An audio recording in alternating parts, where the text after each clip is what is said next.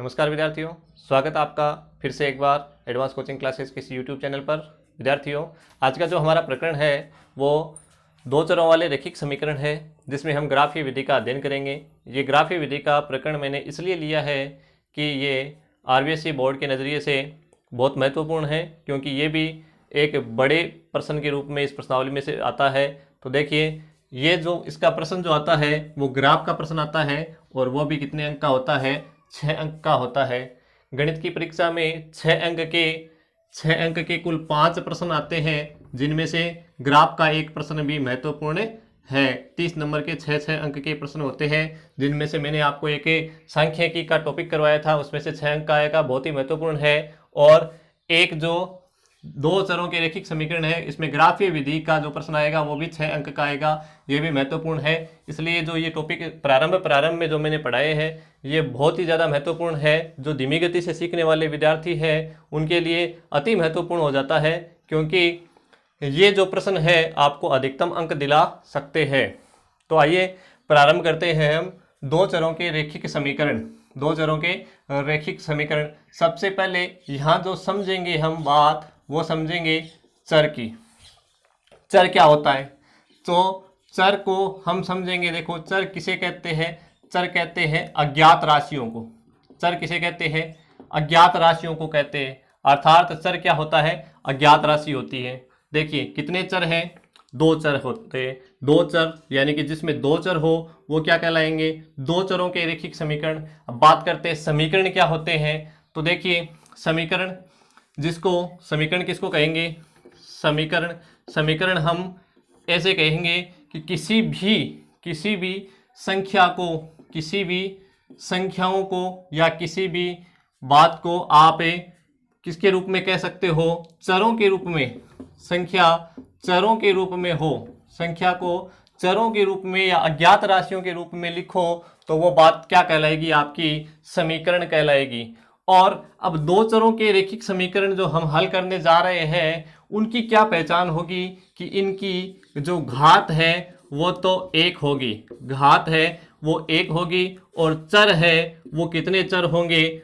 चर होंगे दो। कितने चर होंगे? दो चर होंगे।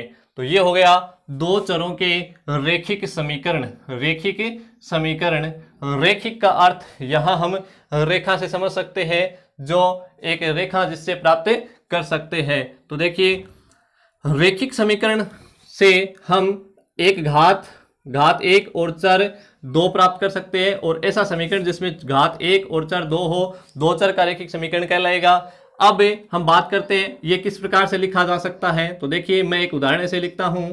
2x + 3y + 5 बराबर 0। ये जो मैंने यहाँ एक उदाहरण लिखा है, मैंने ये दो चर के समीकरण का उदाहरण लिखा है। तो देखिए, ये दो चर का रैखिक समीकरण है। इसमें हम देखेंगे कि एक तो x और एक y, एक तो x और एक y, ये क्या है? दो चर है। अब चर यहाँ x y की जगह a b p q alpha beta कुछ भी लिखा हुआ हो सकता है। आप इसे क्या समझोगे? चर ही समझोगे।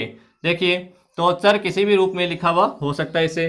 तो आप ये देखोगे कि पहले चर के साथ जो गुणांक में एक संख्या लिखी हुई है, गुणांक में एक संख्या लिखी हुई है, तो ये क्या है? ये एक पूर्णांक संख्या है। ये क्या है? एक पूर्णांक संख्या है। इसी प्रकार से y के गुणांक में भी एक संख्या लिखी हुई है। तो ये जो संख्या लिखी हुई है वो कभी भी आपको जीरो नहीं मिलेगी। ये कभी भी जीरो नहीं हो सकती। क्यों नहीं हो सकती विद्यार्थियों? जीरो के बारे में मैंने आपको पहले ही बताया था कि जीरो जो होता है वो किसी भी संख्या से, किसी भी अज्ञात संख्या से गुणा करने पर जीरो बना लेता है। तो ये देखो, x से गुणा होगा तो जीरो बना सकता है। इस कारण से यहाँ जीरो नहीं हो सकता, जीरो नहीं हो सकता, जीरो नहीं हो सकता। तो देखिए, जीरो नहीं हो सकता, तभी तो ये क्या बनेगा? समीकरण बनेगा। तभी तो ये क्या बनेगा? दो चरों का समीकरण बनेगा। अब देखिए, हम बात करेंगे किसकी? समीकरणों के उदाहरणों की। तो देखिए, हम इस समीकरण को किस प्रकार से लिख सकते हैं? ax + by + c बराबर 0। ऐसे ही हम एक और समीकरण लिखे तो देखिए ax प्लस by प्लस सी बराबर 0। यहाँ ए बी सी क्या है, दोनों समीकरण जो मैंने लिखे हैं यहाँ ए बी सी क्या है, ए बी और सी ये अज्ञात राशियां हैं, अर्थात यहाँ कोई पूर्णांक संख्याएं है। देखिए पहले यहाँ ये समझेंगे ए और बी और सी क्या है, ये पूर्णांक जो संख्याएं हैं वो है क्या है, पूर्णांक संख्या। जैसे हमने 2 लिख दिया, 3 लिख दिया, इसकी जगह ए बी लिख दिया, ठीक है। और जो हमारे पास चर है वो क्या है, एक्स वाई, ए और बी हमने यहाँ पूर्णांक संख्या मानी है। अब मान लो आप ए और बी को ऐसे कहो कि ये ए और ए है तो इसे आप 1 कह दो, इसे भी आप 1 कह दो, इसे भी आप 1 कह दो, इसे भी आप इसे 2 कह दो, इसे 2 कह दो और इसे भी 2 कह दो। तो जो दो चरों के रेखिक समीकरण है वो आपको हमेशा यदि हल प्राप्त करने हो तो दो समीकरण दिए हुए मिलेंगे। दो चरों के कितने समीकरण दिए हुए मिलेंगे, 2 समीकरण दिए हुए मिलेंगे। तो जो 2 समीकरण दिए हुए मिलेंगे उनमें देखिए हम ये देख रहे हैं कि पहली संख्या को हम a1 कह रहे हैं और दूसरी को a2। इसी प्रकार जो y के गुणांक में है उसको b1 और b2 और c1 और c2, जो ये केवल अचर राशियां हैं वो c1 और c2 कह देंगे।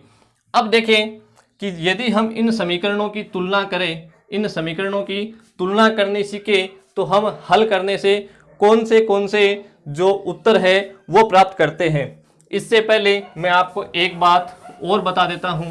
देखिए हमने कक्षा 9 में ऐसा सीखा भी था और जिन्होंने कक्षा 9 में अभी तक 9वीं कक्षा नहीं पढ़ी अर्थात 9वीं में है वो भी यहाँ देखेंगे कि जो दो चरों के समीकरण है, दो चरों के समीकरण है,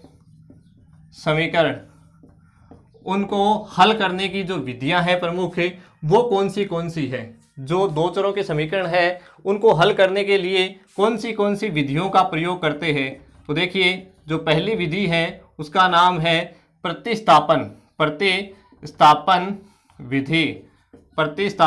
विधि। दूसरी जो विधि है वो है विलोपन विधि। और तीसरी जो विधि है वज्र गुणा विधि। चौथी जो विधि है वो हो गई ग्राफीय विधि। तो ये जो विधियां हैं वो दो चरों के समीकरण को हल करने की विधियां हैं, दो चरों के समीकरण को हल करने की विधियां हैं। यहाँ हम कक्षा 10 के प्रकरण में केवल जो विधि पढ़ रहे हैं वो कौन सी है, ग्राफीय विधि है। ये जो समीकरण हम हल करेंगे ग्राफीय विधि से हल करेंगे। इसके अलावा देखो हमने पिछले एक सांख्यिकी सवाल में विलोपन विधि का भी प्रयोग किया था। इसी प्रकार प्रतिस्थापन और वज्र गुणा विधि का भी आप प्रयोग कर सकते हो यदि आपके पास कितने चरों के समीकरण हो, दो चरों के समीकरण हो। तो हम यहाँ जो विधि पढ़ रहे हैं वो ग्राफीय विधि पढ़ रहे हैं। अब देखिए ग्राफीय विधि में भी आपको चरों के मान प्राप्त होंगे, अर्थात यहाँ जब चर x और y है तो x का और y का मान प्राप्त होगा। ग्राफीय विधि से भी होगा, वज्र गुणा विधि से भी होगा, विलोपन विधि से भी होगा और प्रतिस्थापन विधि से होगा। एक समीकरण यदि ये लेते हैं तो उसका एक ही उत्तर प्राप्त होगा, चाहे किसी से विधि से भी आप निकाल सकते हो। विधियों से यहाँ उत्तर का कोई संबंध नहीं है। तो आप देखोगे तो सभी विधियों में एक जैसे ही उत्तर प्राप्त होंगे यदि समीकरण एक है। तो अब हम ग्राफीय विधि का हल कर रहे हैं तो इसे समीकरणों को रेखा के द्वारा ग्राफ में प्रदर्शित करेंगे। अब जब रेखा के द्वारा ग्राफ में प्रदर्शित करेंगे तो हमें पहले से पता हो सकता है कि किस प्रकार की रेखा प्राप्त होगी, और पहले से प्राप्त हो सकता है कि किस प्रकार के उत्तर प्राप्त होंगे। तो हम उस उत्तर की पहले से जांच कर सकते हैं। तो देखिए किस प्रकार के उत्तर होंगे, क्यों जरूरत पड़ती है ऐसा देखने के लिए कि कभी कभार आपके ऐसे उत्तर भी हो सकते हैं कि कोई हल नहीं हो, ऐसे समीकरण दिए हुए हो सकते हैं। तो उनकी जांच करने के लिए जो तरीका काम में लेते हैं वो हम सबसे पहले पढ़ेंगे, उसके बाद हम ग्राफ प्रारंभ करेंगे। तो देखिए जो हम कुछ समीकरणों के उदाहरण लेते हैं उनमें देखिए पहले कुछ शर्तों की बात करता हूं। यहाँ पर मैं शर्त हमारी है कि a1 बटे a2, ये जो मैं यहाँ लिख रहा हूँ a1 बटे a2 ये समीकरणों से है। a1x plus b1y plus c बराबर 0 और जो दूसरा है a2x plus b2y plus c बराबर 1 और 2 बराबर 0। ये इन समीकरणों से समीकरण इस तरीके से लिखे हुए होंगे तो a1 बट्टे a2 और b1 बट्टे b2 यदि बराबर नहीं हो तो देखिए मैं सभी स्थितियां लिख रहा हूं। a1 बट्टे a2 और बराबर नहीं, यदि बराबर का निशान जो ऐसे होता है उसको ऐसे काट देते हैं तो इसका मतलब बराबर नहीं कहते हैं, नॉट इक्वल कहते हैं। तो देखिए जो दूसरी शर्त है हमारी वो क्या हो सकती है, a1 बट्टे a2 बराबर b1 बट्टे b2 बराबर नहीं c1 बट्टे c2। और जो तीसरी शर्त है वो क्या हो सकती है, a1 बट्टे a2 बराबर b1 बट्टे b2 बराबर c1 बट्टे c2। देखिए ये जो तीन शर्तें मैंने लिखी है इसको किस किस प्रकार के जो हल प्राप्त होते हैं वो हम इनके हल देखेंगे। तो देखिए इनके जो हल हम देखते हैं किस प्रकार के हल प्राप्त होते हैं। तो यदि आप इसे ग्राफीय विधि के अलावा अन्य किसी विधि से हल करते हो या ग्राफीय विधि से भी हल करते हो तो जो इसके उत्तर प्राप्त होंगे तो वो अद्वितीय हल होंगे, अद्वितीय हल होंगे। अब अद्वितीय हल किसे कहते हैं वो बात समझनी है। अद्वितीय का मतलब हो गया जिसके समान कोई दूसरा नहीं हो, अर्थात एक उत्तर हो, x का एक मान हो, y का एक मान हो, अर्थात चरों के एक एक मान हो तो उसे अद्वितीय हल कहते हैं। इसके अलावा देखिए ये शर्त यहाँ मैंने C1 और C2 नहीं लिखा तो यहाँ हमें C1 C2 का मान देखना ही नहीं है, हमें केवल यहाँ ये देखना है कि यहाँ a1 बट्टे a2 b1 बट्टे b2 के बराबर नहीं है। यदि इनका अनुपात हम लिखते हैं, इनको a1 बट्टे a2 और b1 बट्टे b2 यदि हम इनका अनुपात लिखते हैं ऐसे a1 बट्टे a2, यहाँ केवल संख्याएं लिखी जाएगी, a1 a2 यानी x और x नहीं लिखे जाएंगे क्योंकि x1 x2 यदि बट्टा में लिखते हैं तो कट जाएंगे, उससे कोई मतलब ही नहीं है। तो अद्वितीय हल बात करेंगे। और यदि हमें ये शर्त दी हुई हो, यहाँ बराबर नहीं दिया हो और यहाँ बराबर दिया हो तो किस प्रकार से उत्तर प्राप्त होंगे। यदि हमें किसी भी विधि का प्रयोग करते हैं तो हमें जो उत्तर प्राप्त होंगे वो देखिए हमें कोई हल नहीं प्राप्त होंगे, कोई हल नहीं मतलब इसमें आपको कोई हल प्राप्त नहीं होगा, कोई हल प्राप्त नहीं होगा। और यहाँ जो स्थिति बनेगी वो होगी अनेक हल, अनेक हल अर्थात ये दोनों जो समीकरण है वो एक जैसे होंगे। अब देखिए जो यहाँ हम ये तो हल की बात थी, अब हम यदि ग्राफ में खींचते हैं तो जो रेखा है वो किस प्रकार की प्राप्त होगी उसकी बात करते हैं। तो अद्वितीय हल है, इसका मतलब ग्राफ में जब हम इसे ग्राफ में बनाएंगे दोनों रेखाओं को तो ग्राफ में दोनों रेखाएं एक दूसरे को प्रतिच्छेद करेगी तो उसे कहेंगे प्रतिच्छेदी रेखाएं, प्रतिच्छेदी रेखाएं दोनों जो प्राप्त होगी वो एक दूसरे को कटती हुई प्रतीत होगी, यानी कि दूसरे एक दूसरे से आप ये रेखाएं क्या होगी कटेगी तो उसे क्या कहेंगे प्रतिच्छेदी रेखाएं। एक ही हल प्राप्त होगा, एक जगह कटेगी तो एक हल प्राप्त होगा। कोई हल नहीं मतलब कटेगी ही नहीं तो यहाँ क्या होगी, दोनों रेखाएं एक दूसरे से कभी नहीं काटती, उन रेखाओं को क्या कहते हैं, कभी एक दूसरे से नहीं मिलती, उन रेखाओं को कहते हैं समांतर रेखाएं, उन रेखाओं को कहते हैं समांतर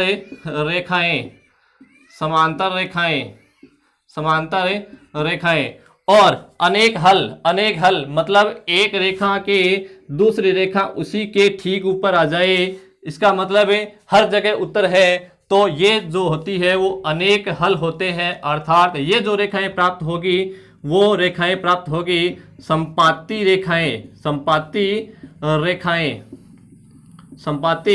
रेखाएं। अब बात करते हैं कि कौन से जो समीकरण है उसे हम संगत कहेंगे और कौन से जो समीकरण है उसे हम असंगत कहेंगे। कौन से समीकरणों को संगत और कौन से को असंगत कहेंगे। तो देखिए यदि हमें उत्तर एक प्राप्त हो या अनेक प्राप्त हो तो वो समीकरण होते हैं संगत, एक या एक से अधिक प्राप्त हो तो वो संगत होते हैं। तो देखिए इसमें एक हल प्राप्त है, इसका मतलब ये क्या है, संगत है। अनेक हल प्राप्त है, इसका मतलब ये भी क्या है, संगत है। और इसमें हमें हल प्राप्त नहीं है, इसलिए ये क्या है, असंगत है। इसलिए ये क्या है, असंगत है। तो विद्यार्थियों यहाँ आप समझे होंगे कि यदि हम समीकरण हल करते हैं किसी भी विधि से, तो ग्राफ में जो रेखा प्रदर्शित होती है वो प्रतिच्छेदी रेखा प्राप्त होती है, समांतर रेखाएं प्राप्त होती है और संपाती रेखाएं प्राप्त होती है। इसके अलावा हल देखते हैं तो अद्वितीय हल, कोई हल नहीं और अनेक हल प्राप्त हो सकते हैं। और संगत असंगत देखते हैं तो ये बात संगत के लिए है, ये भी संगत के लिए है, और ये जो कोई हल नहीं की बात है वो क्या है, असंगत के लिए है। तो देखिए आपके अब दिमाग में जो प्रश्न आ रहा है कि ये हमारे समझ में कैसे आएगा, तो इसका मैं उदाहरण आपको देता हूं। देखिए मैं एक उदाहरण यहाँ पे लिखता हूं कि 2x प्लस 3y प्लस 7 बराबर 0। ये पहला समीकरण है। दूसरा समीकरण हम लिखते हैं यहाँ पर कि 4x प्लस 6y प्लस 14 बराबर 0। ये हमारे दो समीकरण दिए हुए हैं जो दो चरों के समीकरण है। अब इनकी तुलना करते हैं तो a1 का मान 2 है, a2 का मान 4 है। तो हम रखते हैं, देखिए 2/4, 2/4 ये रखते हैं, तो 3/6 ये रखते हैं, तो 7/14, 7/14। तो इनको यदि हम भिन्नों को देखिए छोटे से छोटे रूप में लिखा जाता है तो हम छोटा करेंगे तो 1/2 हो जाएगा। इसको भी छोटा करेंगे तो 1/2 हो जाएगा। इसको भी 7 के फाड़े से 7 एकम 7, 7 दूनी 14 छोटा करेंगे तो 1/2 हो जाएगा। अब स्थिति देखिए, ये जो अनुपात है दूसरे के बराबर है, ये भी क्या है, इसके बराबर है। अर्थात स्थिति क्या बन गई, a1/a2 बराबर b1/b2 बराबर c1/c2। कौन सी स्थिति बनी है, जिसमें तीनों ही बराबर है। देखिए ये स्थिति बनी है। अर्थात ऐसा उत्तर जब प्राप्त करेंगे तो अनेक हल प्राप्त होंगे, अनेक हल प्राप्त होंगे। अर्थात संपाती रेखाएं एक दूसरे के ऊपर आने वाली रेखाएं प्राप्त होगी और संगत उत्तर ही माने जाएंगे। तो इस प्रकार यदि ये समीकरण हम हल करते हैं, ये समीकरण हम हल करते हैं तो इस समीकरण में क्या होगा, अनेक हल होंगे। मानो तो ये दोनों समीकरण जो है वो एक ही समीकरण है। ये देखिए यदि हम इस पहले समीकरण को 2 से गुणा कर देते हैं, 2 से गुणा कर देते हैं तो ठीक जो है यह समीकरण बन जाता है। अर्थात किसी भी समीकरण को आप किसी पाड़े से गुणा कर देते हो तो जो नया समीकरण बनता है वो उसी के समान ही माना जाएगा। या आप इस 2 नंबर समीकरण में 2 का भाग लगा देते हो तो ये समीकरण वापस आ जाता है। तो इसका मतलब हमने किसी संख्या से गुणा किया है, यदि समीकरण को छोटे रूप से समान अनुपात से भाग लगाए या गुणा करे तो सेम समीकरण ही रहते हैं। अर्थात ये दोनों समीकरण एक ही है। जब एक ही है तो संपाती रेखा ही प्राप्त होगी, अनेक हल ही प्राप्त होंगे। अर्थात हमारे पास वो उत्तर संगत ही माने जाते हैं। देखिए एक उदाहरण हम और लेते हैं, एक उदाहरण हम यदि और लेते हैं इसका समझने के लिए। तो देखिए यहाँ हम एक समीकरण लेते हैं 3x प्लस 5y बराबर प्लस 5 बराबर 0। और हम यदि इसका उदाहरण लेते हैं तो देखिए ये ले लिया 5x प्लस 7y प्लस 3 बराबर 0।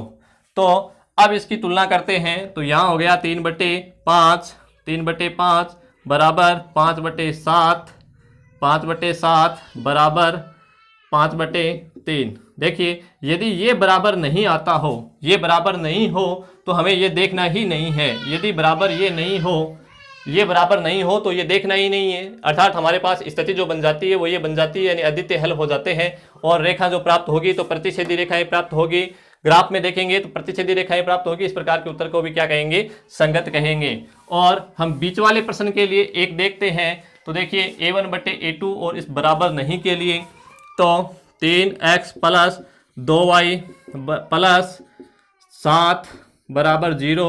और ये हो गया 6x प्लस 4y बराबर प्लस 9 बराबर 0। तो इसमें क्या होगा, देखिए 3/6, 2/4 अर्थात 1/2, 1/2 यहाँ बराबर है और यहाँ बराबर नहीं है। तो इस प्रकार की स्थिति को क्या कहेंगे, इस प्रकार की स्थिति को कहेंगे कोई हल नहीं, या समांतर रेखाएं या असंगत रेखाएं।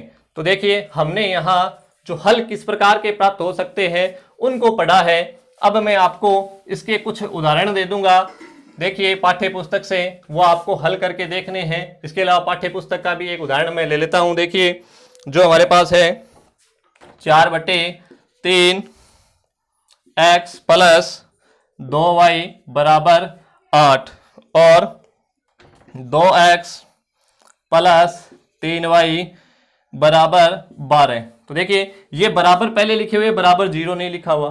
तो देखिए ये बराबर जो इधर से उधर लाने वाली बात है, ये भी मैं आपको यहाँ क्लियर कर देता हूँ। देखिए यदि बराबर को से आपको यदि स्थान चेंज करना हो तो पक्षांतरण का नियम काम करेगा, और पक्षांतरण जब होगा तो आपको पता है पक्षांतरण के नियमानुसार इसके जो परस्पर चिन्ह है वो बदल जाएंगे। अर्थात देखिए 4/3x प्लस 2y, यदि हम इसको इस साइड में लाते हैं, दूसरे पक्ष में लाते हैं, तो -8 बराबर क्या लिख सकते हैं, 0 लिख सकते हैं। इस प्रकार से लिख सकते हो, जैसे है वैसे भी लिख सकते हो। अब देखिए ये जो है हमारे पास क्या स्थिति है, 2x प्लस 3y माइनस 12 बराबर 0। ये हमारे दोनों समीकरण तैयार है। अब क्या करेंगे, समीकरण देखने से पहले आप इसके डायरेक्ट बट्टा में भी लिख सकते हो, और यदि आप इसे देखो सरल करके लिखना चाहो समीकरण 1 को, तो कैसे लिखोगे, देखो 4/3 x प्लस 2y माइनस 8, इसके बट्टे नहीं है, इसके भी बट्टे नहीं है, तो आप क्या करोगे, बट्टे 1 लगाओगे, दोनों का तीनों का क्या लोगे, लघुत्तम लोगे।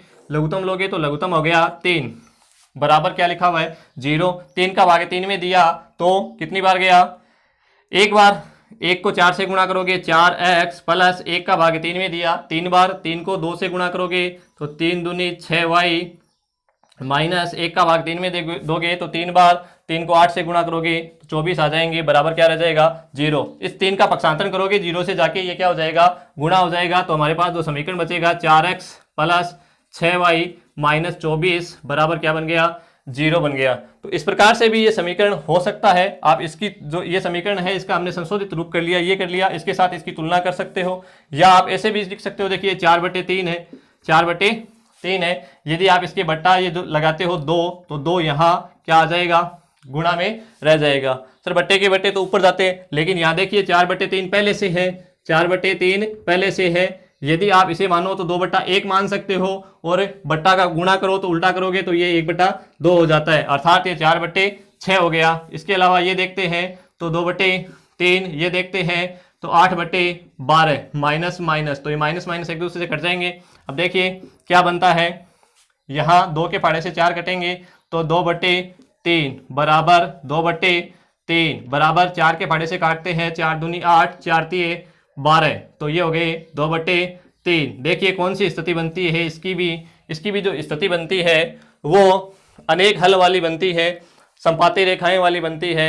यदि ग्राफ की बात करें तो दोनों रेखाएं संपाती होगी, और हल की बात करें तो अनेक हल प्राप्त होंगे। तो आज का कार्य जो है आपका ये हो गया कि आप पाठ्य पुस्तक में जितने भी प्रश्न हैं उनको जांच करोगे कि ये किस प्रकार के हल हो सकते हैं, किस प्रकार के हल हो सकते हैं, हल की प्रकार की जांच करोगे। उसके बाद जो हमारे अगले वीडियो में हम जो ग्राफ के प्रश्न है उनको हम हल करना सीखेंगे। ग्राफ किस प्रकार से हल किया जाता है, मैं आपको ग्राफ को हल करने का सरल से सरल तरीका बताऊंगा, उसको मान रखने का सरल से सरल तरीका बताऊंगा। तब तक आप ये सवाल संगत, असंगत और अद्वितीय हल किस प्रकार का हल है उसकी पहचान कीजिए। बहुत बहुत धन्यवाद, बहुत बहुत नमस्कार।